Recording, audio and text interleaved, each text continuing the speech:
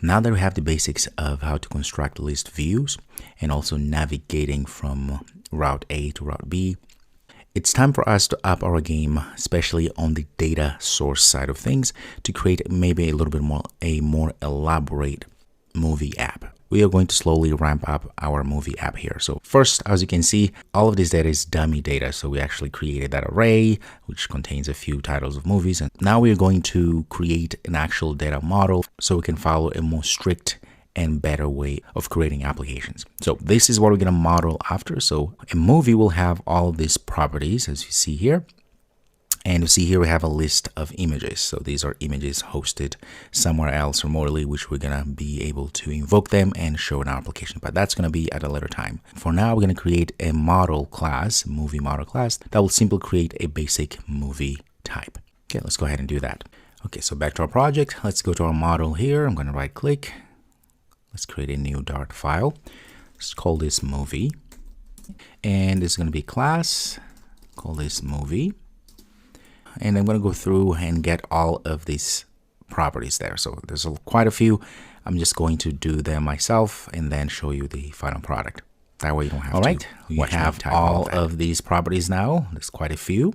All of these properties are these properties here. I've also included the images, which we're going to use later, but nevertheless, I added there. Okay. Notice the images again. It's a list of string because we're going to have all of these strings, which are links. Next thing we're going to do is we need to create our constructor. So I'm going to come up here, select all of these, and then say Command N. And we're going to just go ahead and create a constructor, simple one. So I'm going to select all of them. Okay. And say OK. And you can see it created the constructor right there. It always does this. I always like to move our constructor to the bottom. So I'm going to just get everything out there and put at the bottom here. There we go. So we have a quite long constructor here, but we're just constructing our class. All right. So for now, to simplify our lives, I'm going to create another a method, a function inside here that will give me a few movies. I'm going to generate a few movies here. So I'm going to say static. It's going to be movie type, and we'll say get movies. So it will just return an array of movies. So I'm going to just go ahead and say something like this. We're going to return here a list of movie objects like that. So I'm going to instantiate it like this. And of course, something like that. Okay, so I'm going to pass first of all the array, so new movie, or I can just say movie like this. Okay, whichever you want. As you can see here, we have to pass a few parameters. So I'm going to do that real quick so we don't have to watch me do all of this again. All right, after putting everything together, I've made a few changes here just to make it the code actually better. Of course, I said earlier it was just a movie. We're not getting just one movie, we're getting a list of movies.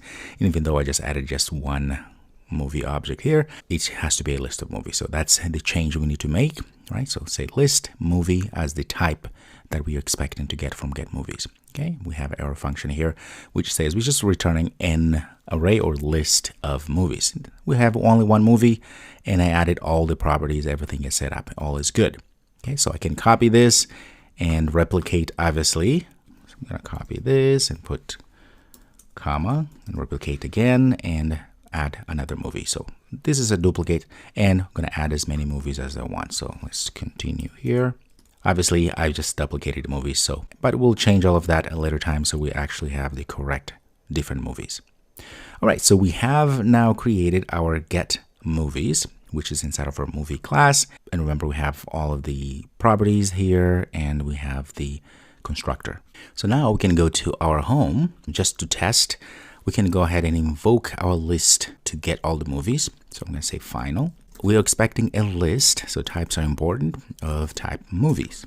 Okay, so I'm going to name this movie list, and I'm going to go ahead and get our movies.